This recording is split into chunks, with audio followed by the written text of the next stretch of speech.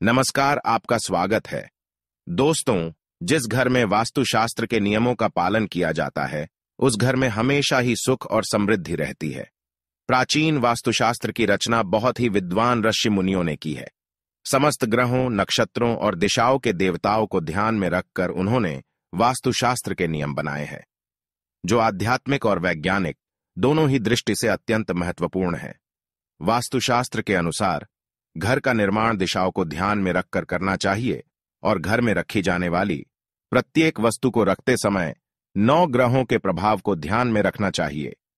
घर में उपस्थित प्रत्येक वस्तु का संबंध किसी न किसी ग्रह से होता है।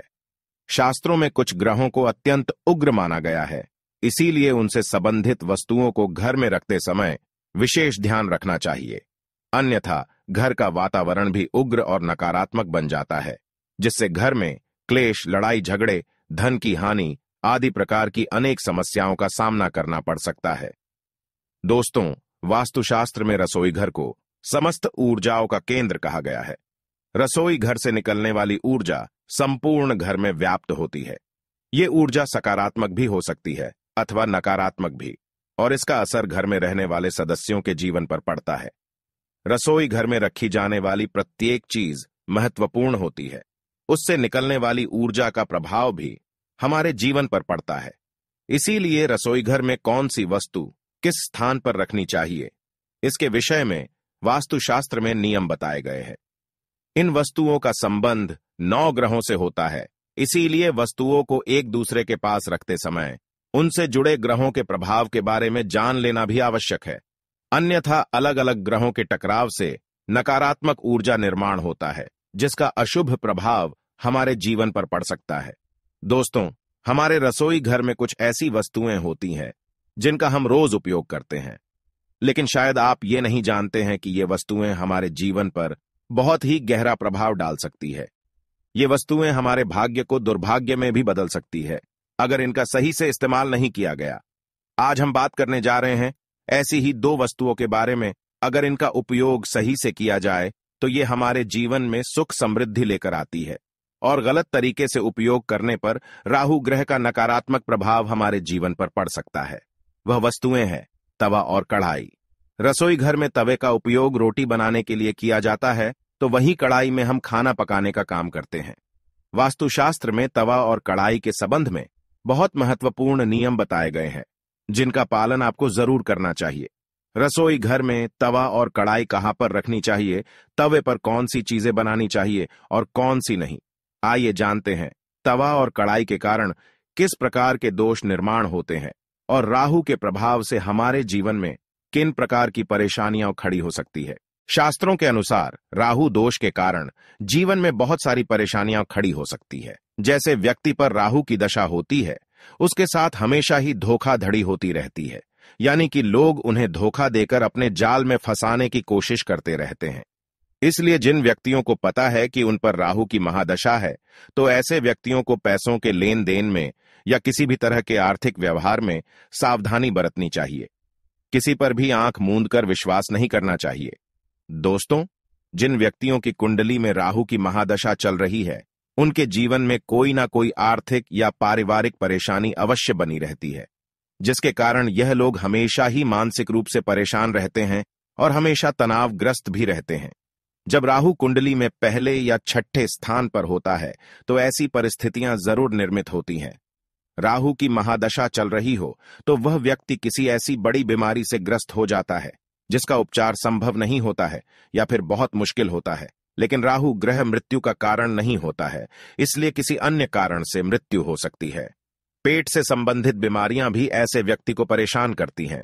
व्यक्ति आलस्य की ओर भी प्रवृत्त होता है, जिससे स्वास्थ्य संबंधी और भी कई रोग उत्पन्न होते हैं। अक्सर यह देखा गया है कि राहु की महादशा होने पर व्यक्ति अपराध, गुनहगारी और अनैतिक कार्य करने की ओर भी प्रवृत्त होता है। यह अपराध छोटी मोटी चोरी से लेकर कोई बहुत बड़ा गुनाह भी हो सकता है। परिवार में अपनों के बीच ही लड़ाइयां होती हैं, जिसमें व्यक्ति कभी अपने ही लोगों को तो कभी अपने आप को बड़ा नुकसान पहुंचा देता है।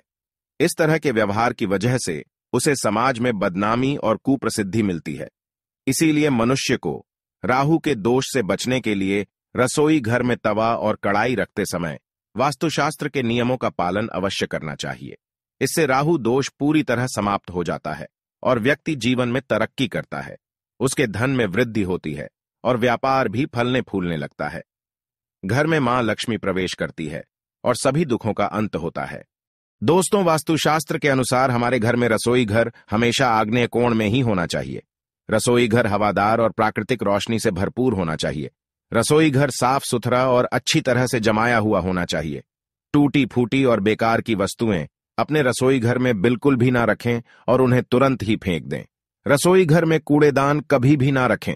रसोई घर में जूते चप्पल पहनकर प्रवेश ना करें। अपने रसोई घर के ईशान्य दिशा में मां अन्नपूर्णा की तस्वीर जरूर लगाएं ताकि हमें उनका आशीर्वाद मिलता रहे और घर में कभी भी धन धान्य की कमी ना हो। दोस्तों, अधिकांश घरों में लोहे का तवा इस्तेमाल किया जाता है और लोहे का संबंध राहु ग्रह से होता है, जो कि एक पाप ग्रह है। इसलिए तवे को हमेशा वास्तुशास्त्र के नियमानुसार ही रखें, नहीं तो राहु ग्रह बिगड़ने से हमें कई पारिवारिक और आर्थिक परेशानियों का सामना करना पड़ सकता है। वास्तुशास्त्र के अनुसार तवा हमेशा बाहरी व्यक्तियों की दृष्टि से दूर रखें। तवे पर बाहरी व्यक्तियों की दृष्टि पड़ना अशुभ होता है। आप जब भी तवे पर रोटी बनाएं तो सबसे पहले गर्म तवे पर नमक छिड़के। ऐसा करने से हमारे घर के धन धान्य में बरकत आती है। पहली रोटी गाय की बनाएं और गौमाता को प्यार से खिलाएं। ऐसा करने के बहुत शुभ प्रभाव होते हैं और मां अन्नपूर्णा और गौमाता के आशीर्वाद से हमारे घर में सुख समृद्धि आती है। तवे को कभी भूलकर भी उल्टा करके नहीं रखना चाहिए, क्योंकि तवे को उल्टा करके रखने से घर में अप्रिय प्रसंगों के घटित होने की संभावना होती है। तवे को उस समय उल्टा करके रखते हैं जब घर में किसी की मृत्यु होती है। इसीलिए तवा हमेशा सीधा करके ही रखना चाहिए। तवे को साफ धोकर ही रखना चाहिए। झूठा तवा देर तक नहीं रखना चाहिए और तवे को योग्य तरीके से ही इस्तेमाल करना चाहिए, नहीं तो घर के व्यक्तियों का और खासकर घर की महिलाओं का राहु ग्रह बिगड़ सकता है, जिसके कारण घर के लोगों में नशे का व्यसन लगने की संभावना होती है। तवा या कढ़ाई में रखकर कभी भी खाना नहीं खाना चाहिए। ऐसा करने से वास्तु दोष उत्पन्न होता है और हमारे सभी कामों पर भी इसका विपरीत परिणाम पड़ता है। तवे और कढ़ाई को चूल्हे के हमेशा दाहिनी ओर रखें और चूल्हे पर कभी भी खाली कढ़ाई या तवा ना रखें। रोटी बनाकर तुरंत ही तवे को गैस पर से उतार लें। गैस पर खाली तवा रखने के बहुत से दुष्परिणाम होते हैं और हमारे घर की धन संपत्ति में भी कमी आती है। बहुत ही पुराना और जंग लगा तवा इस्तेमाल करने से बचें। इससे घर में दरिद्रता तो आती ही है और साथ ही घर के लोगों का स्वास्थ्य भी प्रभावित होता है। तवे को हमेशा चमकदार और स्वच्छ बनाकर रखें। ऐसा माना जाता है कि तवा जितना चमकदार होगा, हमारी किस्मत भी उतनी ही चमकेगी। कढ़ाई में कभी भी जूठन ना रहने दें। जब भी इसे इस्तेमाल करें, एक बार साफ करके ही इस्तेमाल करें।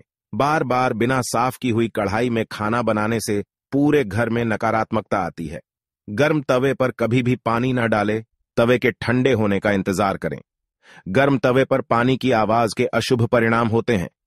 वास्तुशास्त्र में बताया गया है कि रात के समय तवे और कढ़ाई को सिंक में नहीं रखना चाहिए, अन्यथा इससे राहु का प्रभाव बढ़ने लगता है। तवा और कढ़ाई हमेशा ऐसी जगह पर रखें जहां जल्दी किसी का ध्यान न जाता हो। इससे घर की सुख समृद्धि पर भी किसी की नजर नहीं लगती है। वास्तुशास्त्र के अनुसार तवा और कढ़ाई हमेशा चूल्हे के दाईं ओर ही रखना चाहिए। ध्यान रहे, जिस तवे पर आप गौमाता के लिए रोटी अथवा देवी देवताओं के लिए प्रसाद आदि बनाते हैं, तो उस पर कभी भी तामसिक पदार्थ नहीं बनाने चाहिए। ऐसा करने से देवी देवता रुष्ट हो जाते हैं। आप चाहे तो प्रसाद आदि के लिए अलग बर्तनों का प्रयोग कर सकते हैं। रसोई घर में रखे तवे पर कभी भी मांस नहीं बनाना चाहिए, इससे लक्ष्मी घर छोड़कर चली जाती है। तो दोस्तों, इस प्रकार से आप रसोई घर में रखा तवा और कढ़ाई का उपयोग करते समय वास्तु के नियमों का पालन करें। उम्मीद है आपको यह जानकारी अच्छी लगी होगी। वीडियो को लाइक जरूर करें। कमेंट में जय मां लक्ष्मी और जय मां अन्नपूर्णा अवश्य लिखें। साथ ही चैनल को सब्सक्राइब करना न भूलें। आप सभी का धन्यवाद। तो दोस्तों, यह थी हमारे घर के सबसे महत्वपूर्ण स्थान यानी कि रसोई घर से संबंधित कुछ महत्वपूर्ण बातें और रसोई घर की एक सबसे महत्वपूर्ण वस्तु के रख रखाव की जानकारी।